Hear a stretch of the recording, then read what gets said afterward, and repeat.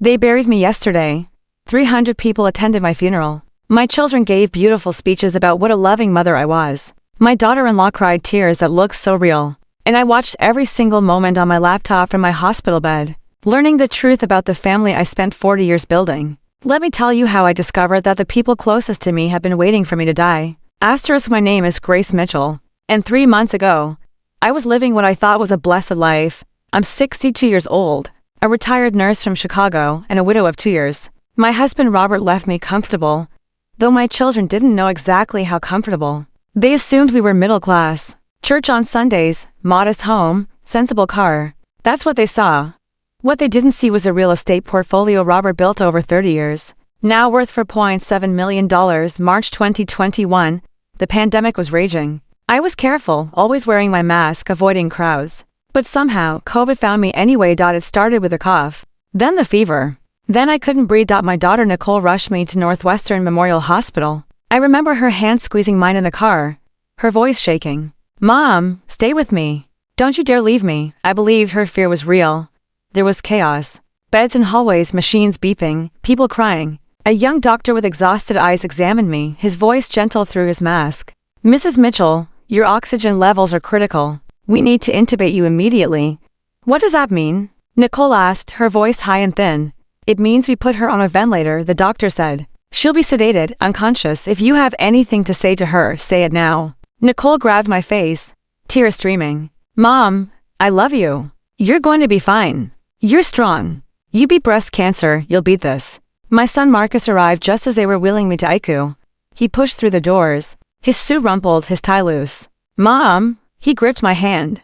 "Mom, can you hear me?" "I hear you, baby," I whispered, my voice raspy. "Don't worry about anything," he said, his eyes intense. "Nicole and I will handle everything. Your bills, your house, everything. You just focus on getting better." Something in his tone should have warned me. The way he emphasized everything, but I was too scared to notice. The anesthesiologist injected something into my fore.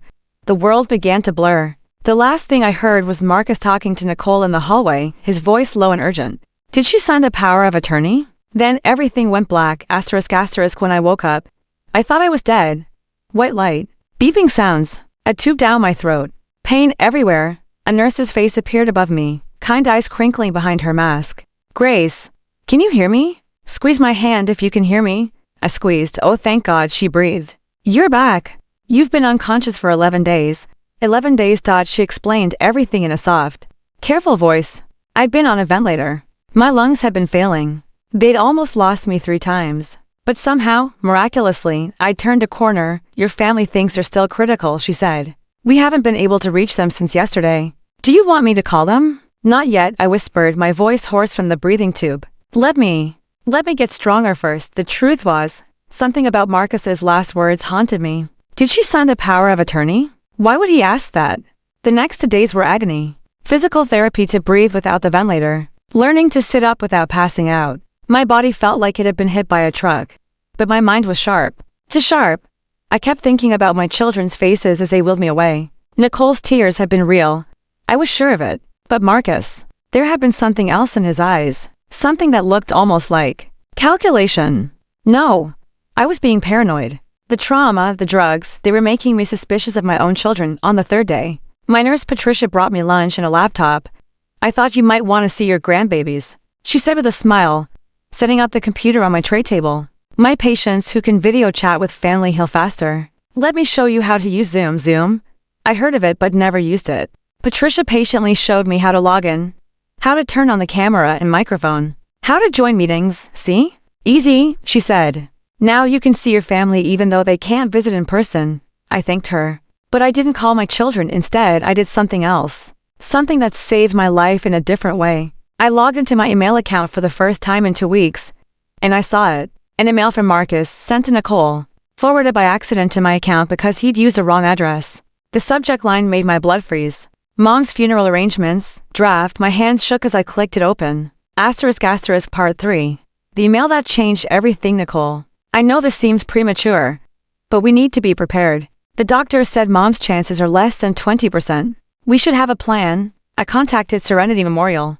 They're holding a slot for Saturday if needed. I told them we wanted the full service. Premium casket, floral arrangements, the works. It'll run about $18,000, but we can use mom's savings account. I already have access through the power of attorney she signed last year. About the house, I spoke to a real estate agent. Even in this market, he thinks we can get for $125,000. We should list it immediately after the funeral. The faster we sell, the better for the will. I talked to mom's lawyer. She left everything split 50-50 between us. That's about $200,000 each in savings and investments, plus half the house value each. But here's the thing, I found something in mom's desk last week when I was looking for insurance. Papers, bank statements for accounts we didn't know about. Nicole, there's more money. A lot more. Properties in 3 states. Investment accounts worth millions. She never told us. We need to figure out how much exactly and where it all is before we have to deal with probate. The lawyer said if we have the power of attorney, we can access everything while she's incapacitated. Vanessa suggested we wait until after the funeral to tell people about the extra money. She's right. Why complicate things with extended family thinking they're owed something? Let me know what you think. And please, whatever you do, don't mention any of this where hospital staff might hear. We don't want anyone thinking we're vultures. Marcus *. I read it 3 times. Then I vomited into the bedside basin. Patricia rushed in, alarmed. Grace, what's wrong? Are you in pain? I'm fine, I gasped, wiping my mouth. Just nausea from the medications. She checked my vitals, her brow furrowed. Your heart rate is elevated. Are you sure you're okay? I'm sure. But I wasn't okay. I was devastated. My children thought I was dying. And instead of grieving, they were counting my money and planning how to spend it. I closed the laptop and lay back against the pillows, staring at the ceiling. The fluorescent lights blurred as tears filled my eyes. 40 years. I'd given them 40 years of my life. I'd worked double shifts as a nurse to pay for Marcus's private school when Robert was laid off. I'd taken out a second mortgage to help Nicole start her catering business. When banks refused her loan, I'd babysat their children every weekend for a decade, cooked meals, cleaned houses. Been there for every crisis, and this was how they saw me. Not as their mother, as a bank account, a life insurance policy, an inheritance waiting to happen, the power of attorney. Marcus had said I signed it last year. I remembered now. He'd brought papers to Thanksgiving dinner. Just a formality, Mom, he'd said with his charming smile. In case something happens and we need to handle your bills. You know, if you get sick or something. Robert had been dead 6 months. I was lonely, vulnerable, desperate to feel needed by my children. So I'd signed like a fool. I'd signed that night. I couldn't sleep. My mind raced with questions. How much did Nicole know? Was she part of this? Or was Marcus manipulating her too? What about my daughter-in-law Vanessa, who Marcus mentioned, and Nicole's husband Derek? At 2 a.m., Patricia came in to check my vitals again. She found me awake, staring at the laptop. Grace, you should rest, she said gently. Patricia, I said slowly. Can I ask you something? Of course, if someone wanted to know what people were saying about them. Like if they couldn't call but wanted to listen in. Is there a way to do that with this Zoom thing? Patricia's eyebrows rose. You mean like joining a meeting without them knowing you're there? Is that possible? She hesitated.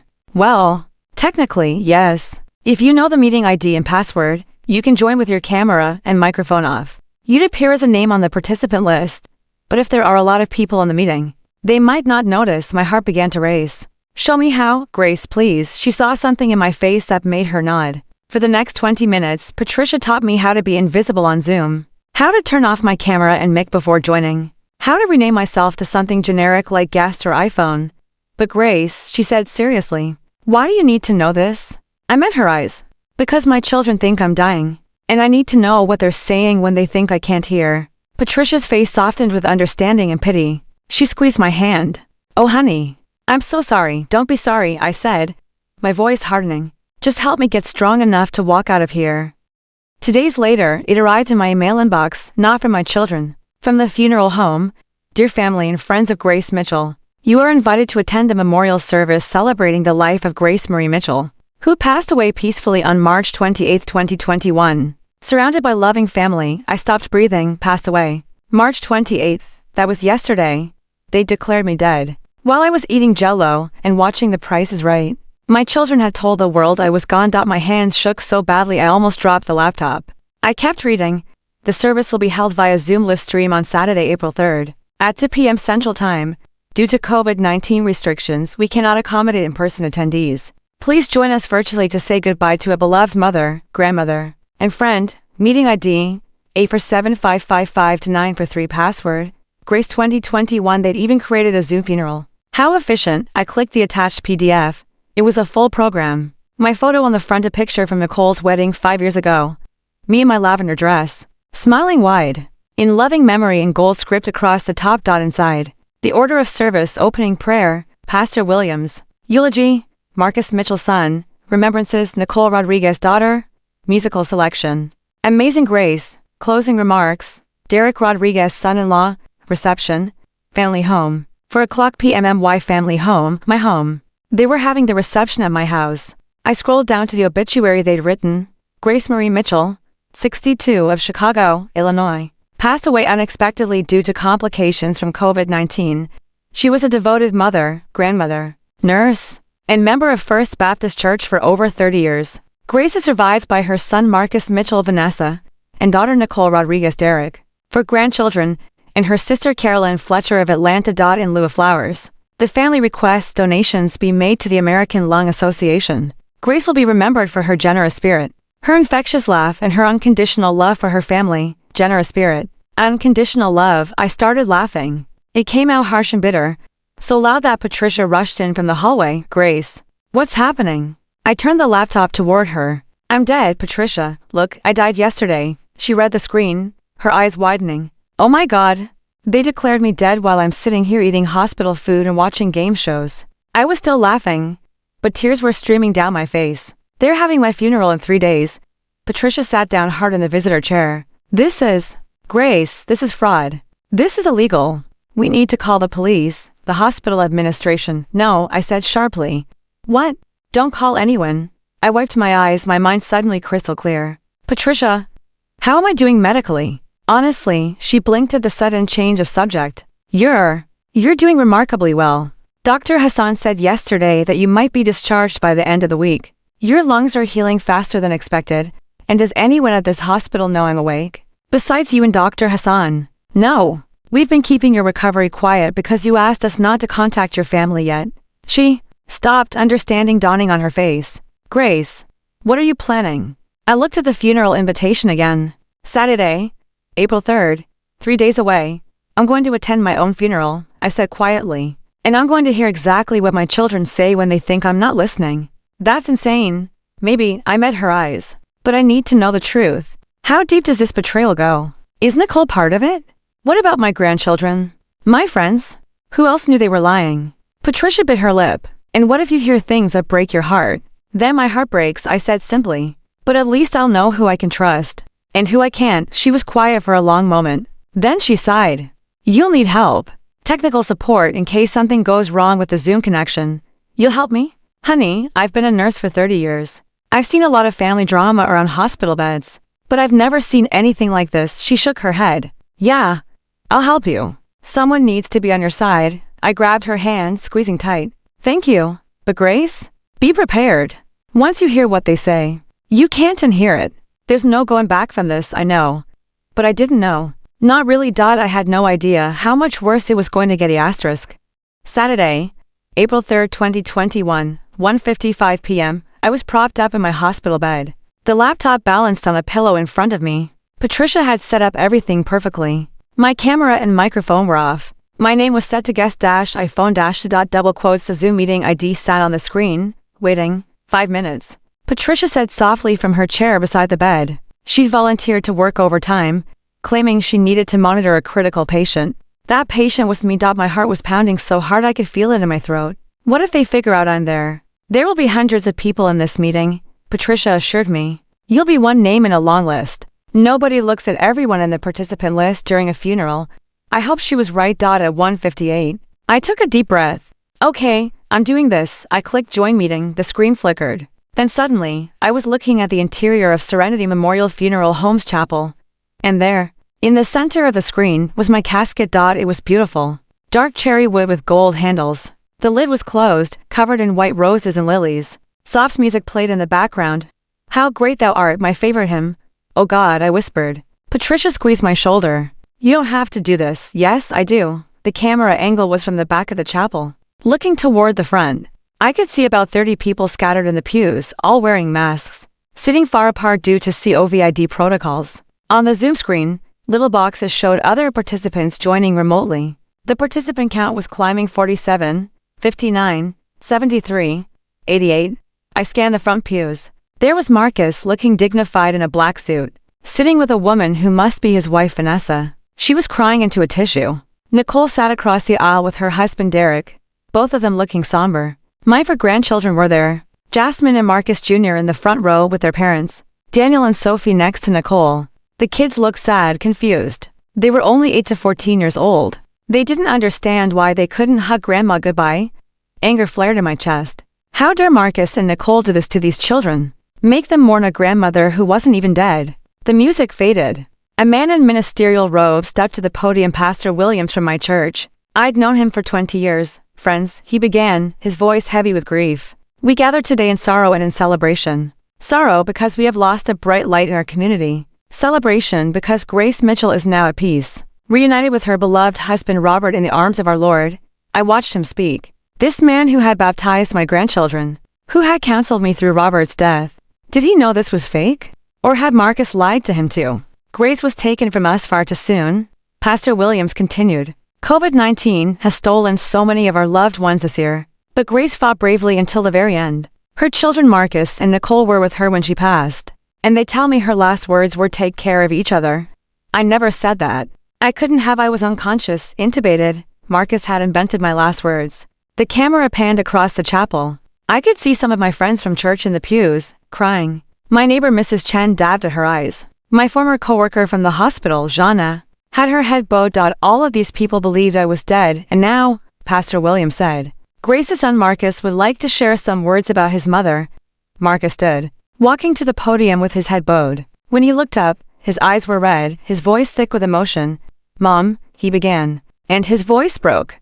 I can't believe you're gone. He paused, collecting himself. Vanessa was crying harder now, covering her face with her hands. You were the strongest woman I ever knew. Marcus continued. When Dad died, I watched you carry on with such grace. You never complained, never asked for help, even when I know you were struggling. Lies. I'd asked for help dozens of times. He'd always been too busy. You gave everything for Nicole and me, he said, his voice wavering. You worked 2 jobs to put me through school. You sacrificed your own dreams so we could chase ours. And you never asked for anything in return except our love. The participants on Zoom were growing 130 for people now. I could see their names scrolling by. Friends, distant relatives, people from church. Mom taught me what it means to be selfless. Marcus said. She taught me that family comes first, always. That love isn't just a feeling, it's action. It's sacrifice. It's showing up, day after day. Even when it's hard. He wiped his eyes. I couldn't tell if the tears were real or performance. The last time I saw her conscious, she squeezed my hand and said, take care of your sister. Another lie. And Mom, I promise you, I will. Nicole and I, we're going to honor your memory by living the values you taught us. What values? Greed, deception. I just wish, his voice broke again. I wish I told you more often how much I loved you. How grateful I was. You deserve to hear it every single day. He stepped back from the podium, covering his face with his hands. Vanessa stood and wrapped her arms around him. The people in the chapel murmured sympathetically. I felt numb. This was my son, giving an Oscar-worthy performance at my fake funeral. And now, Pastor Williams said gently, Nicole would like to share her memories, ****. Nicole walked to the podium slowly, clutching a piece of paper. Her face was streaked with tears. She looked devastated. For a moment. I felt hope. Maybe Nicole wasn't part of Marcus's scheme. Maybe she was genuinely mourning. I wrote this last night, Nicole said, her voice barely above a whisper. But now, standing here, I don't know if I can read it. Derek called out softly, you can do it. Baby Nicole nodded, unfolding the paper with shaking hands. Mom, she began. When Marcus called me 3 days ago and told me you were gone, I didn't believe him. I called the hospital myself. I demanded to speak to your doctor. I thought it had to be a mistake. Wait, 3 days ago. But the email said March 28th. Today was April 3rd. That was 6 days ago. Nicole continued. But it wasn't a mistake. You were really gone. The woman who raised me, who taught me everything I know, was just gone. She wiped her eyes, smudging her makeup. People always said we looked alike, Mom. Same eyes, same smile. But I wanted to be more than just your reflection. I wanted to be my own person, make my own choices. And sometimes, I think I pushed you away because of that. Her voice dropped lower, more intimate. I know you never understood why I didn't call as often as you wanted. Why I didn't visit every Sunday. Why I said no when you offered to babysit. Even though I needed the help. My chest tightened. I'd noticed that coldness, felt the distance. But I blamed myself. Thought I was being too clingy. The truth is. Nicole's voice hardened slightly. The truth is, Mom, you were suffocating. You wanted to control everything where I lived. How I raised my kids. How I ran my business. Every conversation turned into advice I didn't ask for. Criticism wrapped in concern. I gripped the edge of the laptop. Derek and I talked about this a lot over the years, Nicole said, glancing at her husband. We loved you, but we needed boundaries. Space to make our own mistakes without you hovering, judging, telling us we were doing it wrong. The chapel was silent. Some people looked uncomfortable. This wasn't a typical eulogy. But here's what I realized after you died, Mom. Nicole folded the paper, looking directly at the camera. I never told you any of this while you were alive. I never sat you down and explained how I felt. I just pulled away, let the distance grow, and now you're gone, and I can't take it back. Tears were streaming down her face again. But her voice was steady, so I'm saying it now, even though you can't hear me. I needed you to back off. I needed to breathe. But I also needed you in my life, just differently. And I'm sorry I never figured out how to tell you that before it was too late. She returned to her seat, and Derek wrapped his arm around her. She buried her face in his chest, her shoulders shaking. I was shaking too. But not from grief. From rage. All those years, I thought Nicole was busy, stressed, overwhelmed with work and kids. I blamed myself for being too needy after Robert died. But the truth was simpler and crueler. She found me annoying, suffocating, a burden to manage. Not a mother to love. Patricia touched my arm. Grace, your blood pressure, I'm fine, I bit out. But I wasn't fine. I was shuddering. Pastor Williams returned to the podium. Thank you, Nicole, for that honest reflection. Grace would have appreciated your vulnerability. No, I wouldn't have. I would have been devastated. Before we conclude, the pastor said, Derek Rodriguez has asked to share a few words about his mother-in-law.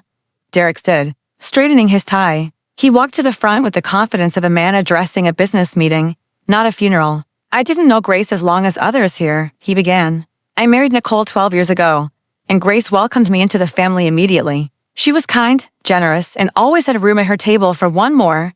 His tone was polished, practiced. But what struck me most about Grace was her work ethic. She came from nothing, put herself through nursing school, built a comfortable life through sheer determination. That's the American dream, right? Self-made success.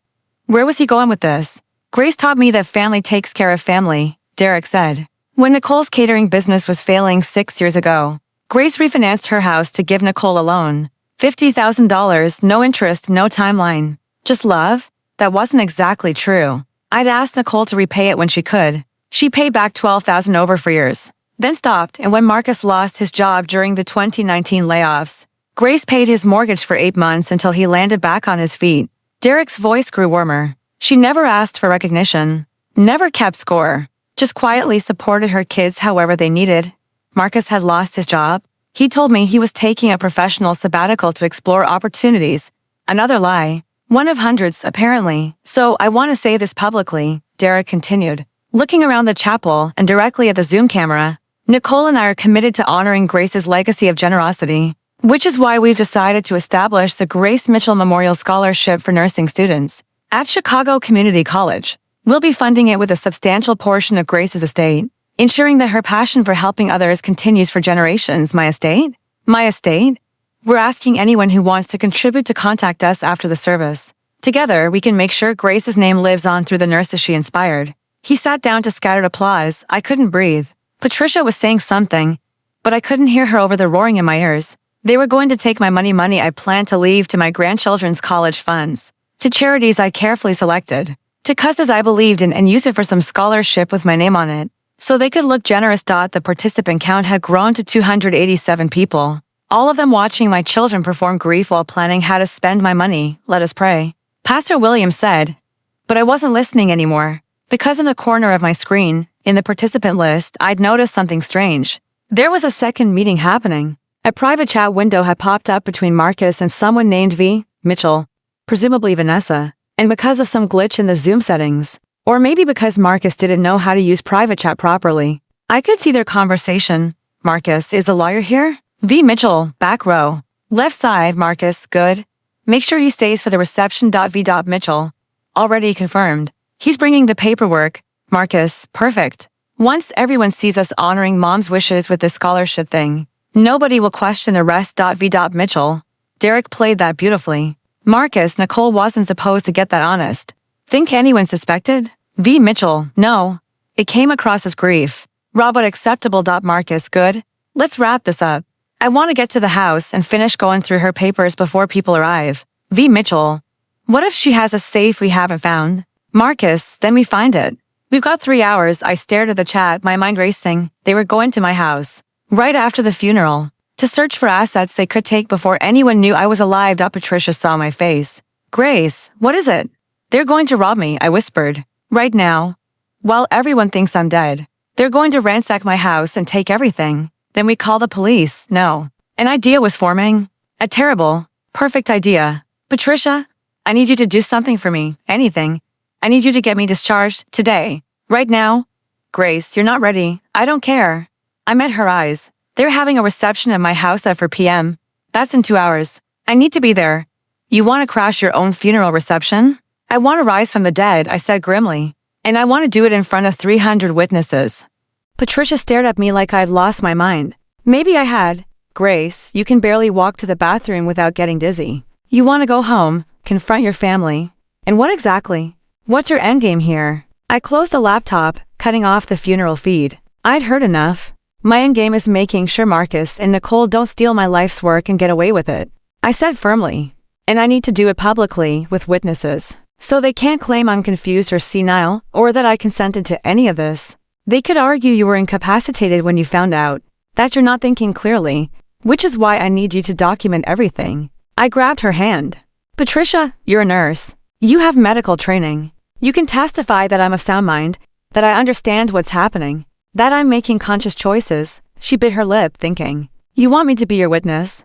I want you to be my guardian angel one more time. Patricia looked at the clock. To 4:43 p.m., the funeral was still going on. Dr. Hassan is going to kill me, she muttered. But she was already pulling out her phone. Okay. Here's what we're going to do. I'll tell Dr. Hassan you're insisting on Emma discharge against medical advice. He can't legally stop you if you're coherent in signing the forms. Will he do it? He won't like it, but yes. You're not critical anymore. Just weak, she started typing on her phone rapidly. I'm texting him now. But Grace, you need to prepare yourself. What if you get there, and you can't physically handle the confrontation? Then I'll sit down, I said simply. But I'll do it in my own living room in front of my children. And I'll watch them explain to a room full of people why I'm not dead. Patricia looked at me with something like admiration. You know what? Your kids underestimated you. That's going to be their biggest mistake. Not their biggest, I said darkly. Their biggest mistake was teaching my grandchildren that lying about someone's death is acceptable. Dr. Hassan arrived 10 minutes later, looking exhausted and confused. Mrs. Mitchell, Patricia tells me you want to be discharged today. I have to advise against this. You're recovering well. But I understand the risks, I interrupted. And I'm willing to sign whatever paperwork says I'm leaving against medical advice. But doctor, I need to go home today. It's urgent, he studied my face. Does this have to do with your family? Yes, are you in danger? No. But my assets might be. He sighed deeply. I can't stop you. But I strongly recommend you stay at least 2 more days. I appreciate that, doctor. But I'm going home. It took 40 minutes to process the discharge paperwork. Patricia helped me shower and dress in the clothes Nicole had dropped off for me 2 weeks ago back, when she still thought I was unconscious. Dark jeans, a blue sweater, comfortable shoes. I looked in the bathroom mirror for the first time since waking up. I lost 20 pounds. My face was gone, my eyes sunken. I looked like I'd been through a war. Perfect. Patricia drove me home in her old Honda. The familiar streets of my Chicago neighborhood passed by the windows, the corner store, where I bought groceries, the park where I'd pushed my grandchildren on swings, the church where I'd just attended my own funeral via Zoom. What are you going to say when you walk in? Patricia asked quietly. I don't know yet, I admitted. Part of me wants to just stand there and watch them try to explain. The other part wants to scream at them for an hour straight. Maybe do something in between. Maybe we turned onto my street. Maple Avenue, lined with old oak trees and well-kept homes. I'd lived here for 37 years. Raised my children in that brick house with the blue shutters and the roses in front. Cars were parked all along the curb.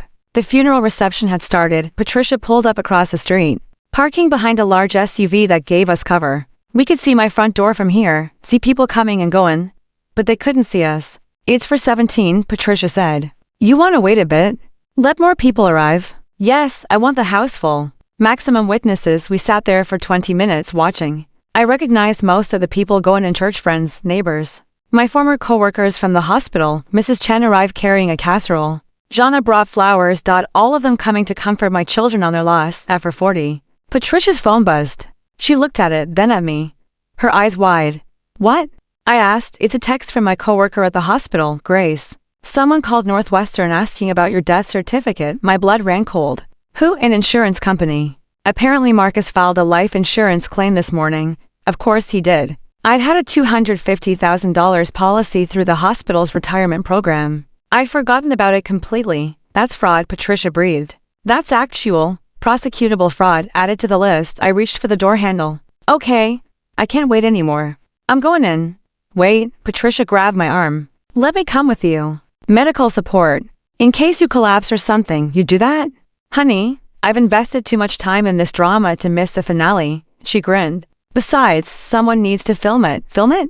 She held up her phone. For evidence. And because this is going to be the craziest thing I've ever seen in 30 years of nursing. We got out of the car slowly. My legs were shaky, but adrenaline was pushing me forward. Patricia held my elbow as we crossed the street. Walking up the driveway I'd walked thousands of times before. The sound of voices and laughter drifted from inside. Someone had put on soft music, probably the same funeral playlist from the service. I stopped at my own front door, my hand on the knob. Last chance to change your mind. Patricia whispered. I turned the handle. The door was unlocked. Double quotes. No changing minds, I said. Only changing wills, and I walked into my house, back from the dead. The first person to see me was my granddaughter Sophie. She was standing by the buffet table, putting a cookie on her plate. She looked up, saw me in the doorway, and dropped the cookie. It fell in slow motion, hitting the floor with a soft thud. Grandma? She whispered. The room didn't notice at first. About 40 people were scattered through my living room and dining room, talking in low voices, eating food from paper plates. The typical funeral reception. Somber but social. Then Sophie screamed, Grandma. She ran toward me, arms outstretched. But Derek caught her before she reached me, pulling her back. Sophie, wait. Every head in the room turned. The silence was instant and absolute. I stood in my own doorway, one hand on Patricia's arm for support, and looked around at the faces staring at me like I was a ghost. Because to them, I was. Marcus was frozen by the mantel, a glass of wine halfway to his lips. Vanessa had gone completely white. Nicole was standing in the kitchen doorway, holding a tray of sandwiches, her mouth open in shock. Hello, everyone, I said clearly. Thank you for coming to my funeral. I'm sorry I'm late to my own reception. Mrs. Chen screamed and dropped her casserole. It shattered on the hardwood floor, cream of mushroom soup spreading everywhere. Someone's cousin gasped. Jana from the hospital grabbed the back of a chair to steady herself. Pastor Williams pushed through the crowd, his face a mixture of shock and confusion. Grace, but we were told. Marcus said you died on Saturday. I didn't die, Pastor, I said calmly. I was unconscious, on a ventilator, but I recovered. And nobody bothered to check with the hospital before planning my funeral. All eyes turned to Marcus. He recovered from his shock, putting on an expression of concern and relief. Mom, oh my God, Mom. He set down his wine and started toward me. We thought they told us the hospital said you weren't going to make it. Stop, I said sharply. He froze. Don't you dare come near me with that fake concerned face, I continued, my voice cold. Don't you dare pretend you thought I was dead when I have the email you sent to your sister, planning my funeral while I was still breathing. The room gasped collectively. Marcus's face went from confusion to fear in an instant. What email? Mom, I don't know what you're talking about, Patricia, I said quietly. Show them. Patricia pulled out her phone and held it up. She'd taken a photo of my laptop screen showing Marcus's email to Nicole. She began reading aloud. I know this seems premature, but we need to be prepared. The doctor said Mom's chances are less than 20%. We should have a plan. Nicole had gone completely still, the tray of sandwiches trembling in her hands. Patricia continued reading. I contacted Serenity Memorial. They're holding a slot for Saturday if needed. I told them we wanted the full service. Premium casket, floral arrangements, the works. It'll run about $18,000, but we can use Mom's savings account. Jesus Christ, someone muttered. There's more, Patricia said. About the house, I spoke to a real estate agent. Even in this market, he thinks we can get for $125,000. We should list it immediately after the funeral. The room erupted. People were talking over each other. Voices raised in shock and anger. You were selling her house while she was in the hospital. Did you even know if she was really dying? Marcus held up his hands. Wait. Everyone, please let me explain. Explain what? I demanded. Explain how you used the power of attorney I gave you to access my accounts while I was unconscious. Explain how you planned my funeral 6 days before they even declared me dead. Explain how you lied to this entire community, made them mourn someone who was alive. We thought you were dying. Vanessa burst out. She was crying now, real tears streaming down her face. The doctor said you only had days left. We were trying to prepare to be ready, to make sure everything was handled properly by stealing from me. My voice cracked. By dividing up my assets before I was even gone. By lying to my grandchildren and making them grieve. Jasmine and Marcus Jr. were sobbing now. Nicole had set down the sandwich tray and was standing with her arms wrapped around herself, staring at the floor. Pastor Williams looked between me and Marcus, his face troubled. Marcus, is this true? Did you tell me Grace had passed away when she hadn't? Marcus looked around desperately. I got confused. The hospital called. They said she was critical. I misunderstood. You didn't misunderstand. I said, you lied. You declared me dead, filed for my life insurance, started selling my assets. This wasn't confusion, Marcus. This was theft, Mom. Please, Nicole finally spoke, her voice barely audible. We weren't trying to hurt you, you just wanted my money, I finished. I heard your eulogy, Nicole. Very touching. Mom was suffocating. Mom couldn't give me space. Well, congratulations. You finally got all the space you wanted. I'll be filing charges against both of you tomorrow morning.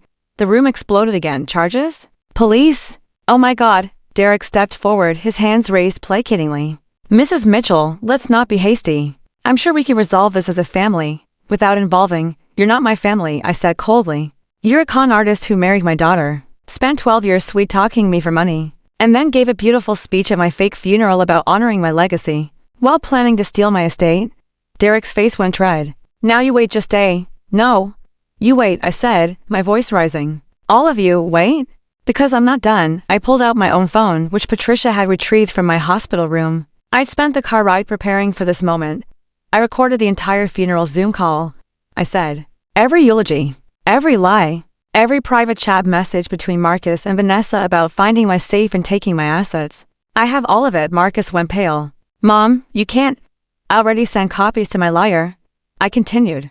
And to the police. And to the hospital's fraud investigation unit, since you filed a false death claim. And to the insurance company that Marcus tried to defraud with his life insurance claim this morning. Vanessa actually stumbled backward, grabbing the mantle for support. So here's what's going to happen, I said. My voice steady despite the exhaustion creeping through my body. Everyone who came here believing I was dead. I apologize for the shock. You're welcome to stay and eat the food. I'm certainly paying for it. But Marcus, Nicole, Derek, and Vanessa, you need to leave. Now. This is my mother's house, Marcus started. It's my house, I interrupted. My name is on the deed. And you're trespassing. Get out before I call the police to remove you for a moment. I thought he might refuse. His jaw clenched, his hands fisted at his sides. Then Vanessa grabbed his arm. Marcus, we need to go. Now. But, now. She practically dragged him toward the door. Nicole and Derek followed, Nicole sobbing openly. Derek's face red with anger and embarrassment. At the door, Marcus turned back. Mom, please, let us explain. You had 62 years to be honest with me, I said quietly. I don't need explanations anymore. I need you gone. The door closed behind them. The room was silent for a long moment. Then Mrs. Chen spoke up, her voice shaky. Grace, honey, are you okay? Do you need to sit down? I nodded, suddenly aware that my legs were shaking. Patricia quickly guided me to my favorite armchair. Someone brought me water. Someone else got me a blanket, and then, one by one, my real friends came to me. Jana hugged me carefully, crying. I'm so glad you're alive. Mrs. Chen sat on the floor beside my chair, holding my hand. Those ungrateful children. After everything you did for them, Pastor Williams knelt in front of me, his eyes sad. Grace, I'm so sorry. I had no idea. Marcus seemed so devastated. He's a good actor, I said softly. I believed him too for most of my life. The detective who came to my house that night was a woman in her 50s named Maria Santos. She reviewed the evidence, Patricia, and I had sent the emails. The Zoom recording, the private chat messages. The insurance claim, Mrs. Mitchell, she said gently, sitting across from me in my living room while Patricia made tea in the kitchen. I want you to understand what we're looking at here legally. Tell me. Your son and daughter-in-law committed insurance fraud when they filed that death claim. That's a felony. They also committed identity theft by accessing your accounts without proper authorization, while you were incapacitated. The power of attorney you signed only gives them authority to pay your bills. and manage your affairs, not to liquidate assets or transfer funds. I nodded slowly. Can you prove all of this? With the evidence you've provided? Absolutely. The Zoom recording alone is damning. Those private messages show clear intent to commit fraud. She paused. But Mrs. Mitchell, I need to ask you something difficult. Do you want to press charges against your own children? I've been thinking about this all evening. My friends had left by 8 p.m., all of them shocked and supportive. Patricia had stayed, refusing to leave me alone. What happens if I do press charges? I asked. Marcus and Vanessa could face up to 5 years in prison for the insurance fraud, plus restitution. Your daughter Nicole and her husband Derek were complicit in some of it, the funeral planning, the asset division, but it's harder to prove criminal intent on their part. They might face lesser charges, or none at all, depending on how much they knew. 5 years. My son could go to prison for 5 years. Part of me wanted that. Wanted him to face consequences for what he'd done. But another part of me, the mother part that had loved him for 40 years, recoiled at the thought. I need time to think, I said finally. Detective Santos nodded. That's fair. But Mrs. Mitchell, I need you to know something. Even if you don't press charges, the insurance company will investigate this. The hospital will investigate the false death report. There will be consequences whether you want them or not. After she left, Patricia sat beside me on the couch. We were both exhausted. What are you thinking? She asked softly. I'm thinking that I raised them wrong, I said. Somewhere along the way, I taught them that they were entitled to my resources, that I existed to give them things. And when I couldn't give them enough fast enough, I became expendable. Grace, that's not it is. I interrupted. I made myself too available, too generous. I never let them struggle, never let them fail, never made them truly independent. So they learned to see me as a bank account with a pulse. And when the pulse got weak, they just started dividing the account. Patricia was quiet for a moment. So what now? What do you want? I thought about my grandchildren. Jasmine, Marcus Jr., Daniel, Sophie. They lost their grandfather 2 years ago. Now they were going to lose their grandmother in a different way, not to death, but to betrayal. I want to protect my grandchildren, I said finally. I want to make sure they don't grow up thinking this is normal, that you can lie and steal from family, and it's okay.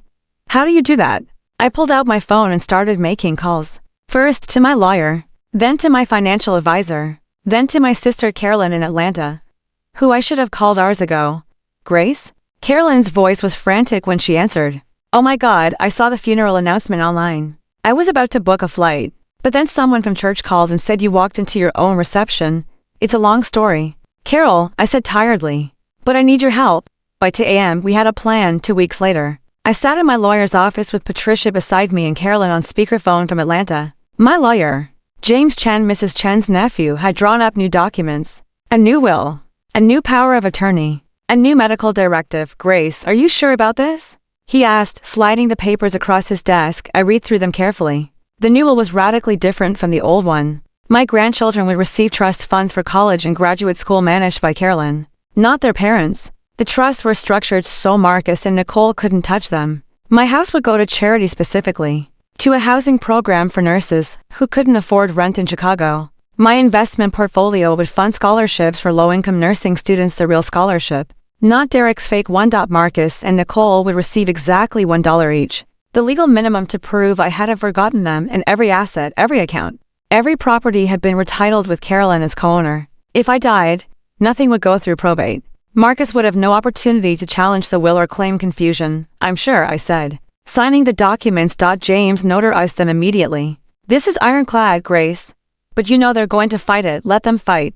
They'll lose. The criminal charges moved forward without me. The insurance company prosecuted Marcus for fraud. He pleaded guilty to avoid trial, receiving 2 years probation and a $50,000 fine he couldn't pay. Vanessa divorced him 3 months later. Nicole and Derek escaped criminal charges, but their reputations were destroyed. Nicole's catering business collapsed when clients learned about the funeral scam. Derek lost his job. They called me dozens of times, left voicemails apologizing, explaining, begging for forgiveness. I didn't return the calls. 1 year later, I'm 63 now, still living in my house on Maple Avenue. Patricia and I have become close friends. She comes over every Sunday for dinner. My grandchildren visit me. Not often because it's complicated, but they come. I make sure to tell them I love them. I make sure they know I'm not angry at them.